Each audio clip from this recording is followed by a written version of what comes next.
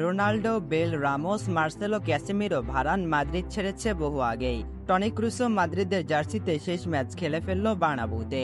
গোটা একটা প্রজন্মের কৈশোরের দিনগুলো যাদের দেখে কেটেছে, যাদের এক পলক দেখার জন্য বহু নির্ঘুম রাত কেটেছে, পরের দিন স্কুলে যাওয়ার চিন্তা ঝেড়ে ফেলে যাদের জন্য টিভির স্ক্রিনের সামনে বসে থাকা, তারা একে একে বিদায় নিচ্ছে।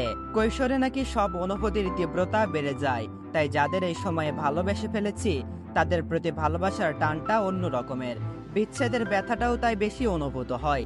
জার্মানি গ্রিপস ওয়ার্ল্ডের জন্য, তবুও টনি ক্রুস মানুষটার সাথে মাদ্রিদের আত্মার টান আছে। ক্রুসের জন্যই হয়েছিল মাদ্রিদের রাজকীয় সাদা জার্সিতে মাঠ মাতানোর জন্য। ভালোবাসার স্নাইপার তিনি, গেমের টেম্পো কন্ট্রোল করেন, পায়ের সাথে বল চুম্বক দিয়ে আটকানো, বল সাফল করে দ্বিধায় ফেলেন। চোখের শান্তি মেলে তাকে দেখে।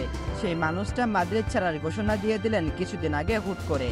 সেই শোক কাটিয়ে ওঠার আগে বার্নাব্যুকে স্তব্ধ করে কোটি কোটি মাদ্রিদিস্তাকে কাঁদিয়ে ক্রুস বিদায় নিলেন।